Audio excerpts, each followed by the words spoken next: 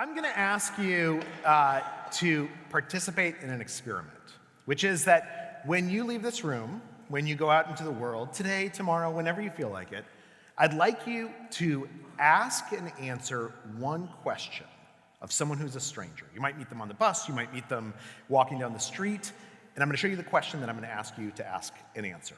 The question is, when was the last time you cried in front of someone? Now, just out of curiosity, how many of you are really excited about this experiment? No hands went up whatsoever. And that makes sense, right? Because there can be nothing that seems more intimidating or less fun than finding a stranger, asking them when they've cried in front of someone else, and then telling them about the time you cried in front of someone else. But I'm going to try and convince you over the next few minutes that this experiment is not only worth doing, it's worth doing whenever you can, because it will make your life better. And to explain how I got to this, I have to tell you a little bit of a story about me and my wife. A few years ago, we got into this bad pattern. We've been married for 20 years, but I would come home from a long day at the office. I was a reporter at the New York Times at that point, and I would start complaining about my day, about how I'm not appreciated enough. And my wife, very reasonably, would offer me some great advice. She would say something like, why don't you take your boss out to lunch, and you guys can get to know each other a little bit better. And instead of being able to hear her, I would get even more upset. And I would say things like, why aren't you supporting me? You should be outraged on my behalf. And she would get upset because I was attacking her for giving me good advice. This was not, anyone ever have an experience like this? It was not in a good situation.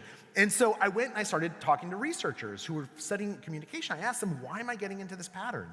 And they said, well, you're making a mistake.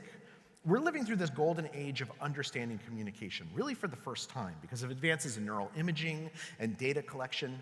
And they said one of the big things that we've learned is that we tend to think of a discussion as being just one conversation, right? We're talking about one thing, my day, or the kids' grades, or what to have for dinner.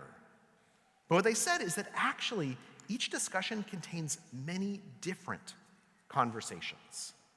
And in general, these conversations tend to fall into one of three buckets. There's these practical conversations where we're talking about what's this all about? What are we really discussing? But then there's emotional conversations where we're talking about how do we feel? And my goal is to share with you my feelings, and I don't want you to solve them.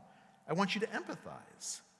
And then there's conversations that are social conversations about who we are, the social identities that are important to us, how we relate to each other, and how we relate to society. And what the researchers said is what we've learned is that if people are having different conversations at the same moment, they can't really hear each other. They can't really connect. And in fact, this is exactly what was happening with me and my wife, right? I was coming home and having an emotional conversation. My wife was responding with a practical conversation. They are both legitimate conversations, but because we weren't having the same conversation at the same moment, we weren't really communicating with each other. And within neurology and psychology, this insight has become so important that it's become known as the matching principle, which says that successful communication requires recognizing what kind of conversation is occurring and then matching each other. But how do we do that? Well, in schools, they've actually taught teachers to do this. If you are a school teacher, and you'll probably learn at some point that if a student comes up to you with a problem or they want something they want to talk about, you should ask them, do you want to be helped, which is a practical conversation? Do you want to be hugged, which is an emotional conversation? Or do you want to be heard, which is a social conversation? And it seems to work. It seems like if you ask students what they need, they'll tell you. But of course, that is hard to do in real life, right? If you go up and you ask someone at work if they want a hug, the HR might get involved, so you might not want to do that. But luckily, there is another way of doing this for all of us normal people, which is to ask questions, and in particular, to ask a certain type of question, a special question, what's known as a deep question. A deep question is something that invites us to talk about our values or our beliefs or our experiences. And that can sound a little intimidating, but it's actually much easier than it sounds. For instance, instead of asking someone, where do you work? You could ask them, what do you love about your job? Instead of asking someone, where did you go to high school? You could say, what was high school like?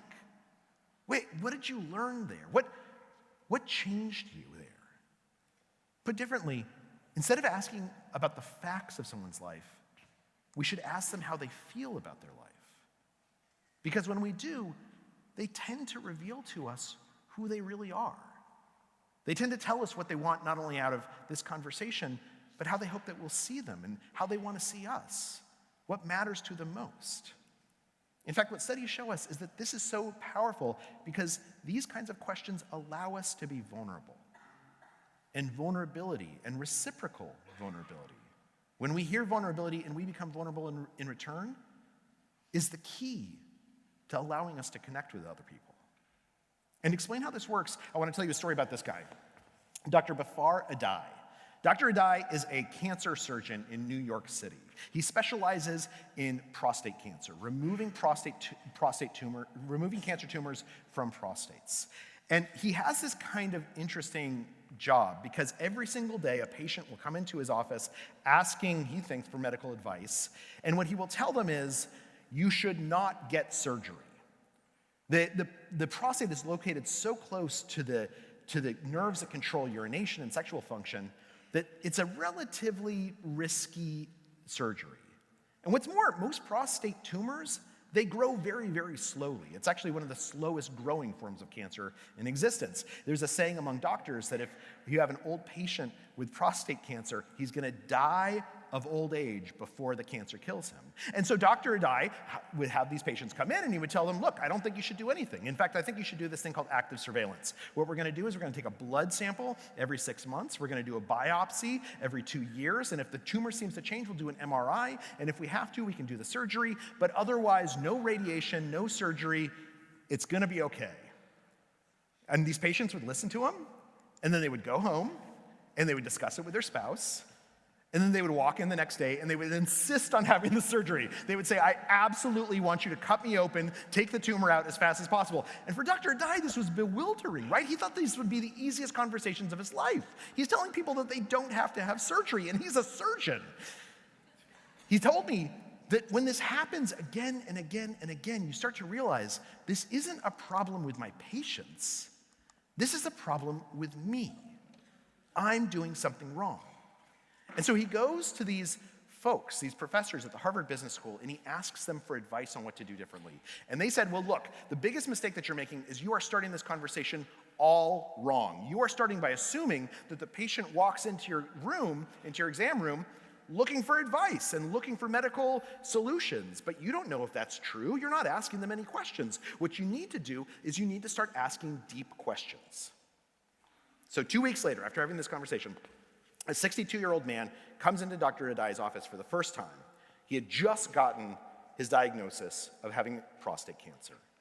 And Dr. Adai, instead of giving him advice, instead of telling him what he ought to do, he asks the question. He asks the question, what does this cancer diagnosis mean to you? And the man starts talking, and he starts talking about how his father had died when he was 17 years old. And this had just been so hard for him, and it had been so hard for his mom. And then he starts talking about how at work he's worried that the younger employees, if they find out that he has cancer, they're gonna start looking at him differently. They're gonna be already writing him into the grave, even though he's got 20 or 30 years left on his career. And then he starts talking about his grandchildren and his fears for the world they're inheriting, what with climate change and everything else that's going on. Dr. Adai had expected this guy to at least bring up cancer, to at least mention mortality or pain, but it never came up. And at that moment, Dr. Adai realized, because he had asked this deep question, that this man wanted to have an emotional conversation. He wanted to talk about, how do we feel? He needed to be hugged. And so Dr. Adai didn't actually hug him, right? But he did the verbal equivalent. And he started talking about how he understood that his own father had gotten sick and that it had been terrifying for them, but it had also brought them together in these ways that he didn't actually anticipate. And they talk about this for 8 minutes, just 8 minutes. And then Dr. Adai says, look, do you mind? There's some medical options I'd like to talk over with you. Is that okay? And they move into a practical conversation together, and within 7 more minutes, the man decides to do active surveillance and never looks back. Dr. Adai's patients overwhelmingly now opt for active surveillance, his advice, because of this approach. And the thing is, we can do this in any conversation. It doesn't have to be an important conversation. It doesn't have to be life or death. We can always connect more and better and in a really profound way with the person that we're speaking to if we want to. Which brings me back to that experiment. So just to remind you what you're supposed to do, Walk out of the room, find a stranger, ask them, when was the last time you cried in front of someone? And then as soon as they answer, you answer the question yourself and you tell them when you last cried. Let me just say, this experiment has been done thousands and thousands of times, most notably by a guy named Nick Epley at the University of Chicago. People hate this experiment. Nobody who participates comes in and is like, I'm really looking, this is gonna be a great time. Instead, what they say is, I do not want to do this. This sounds terrible. But they're in an experiment, and they basically have to do it, right? They're in the room, they get paired with a partner, they go and they ask the question, ask an answer, and then Nick Epley afterwards asks them, what was that like? And what people say are things like, oh my gosh, I felt so connected to that person, more connected than to people in other conversations in a while. I felt more caring towards them, and I felt like they were really caring about me. I felt like they listened so attentively, and it was really easy for me to listen to what they were saying. Ultimately, almost everyone says this is one of the best conversations that they've had in the last week, the last month, the last year. And they say things like, I'm so glad I got paired with that person because they were exactly right for me, when in truth, the only thing that was right is that they were a stranger and they had the right question, the right kind of question to ask. So why? Why is this so powerful? Why is asking this question, why does it help us connect so well? Because it's a deep question. It allows us to say something real. And when we ask deep questions, we figure out which of the three conversations we're in, what we're talking about, what everyone really wants out of this dialogue.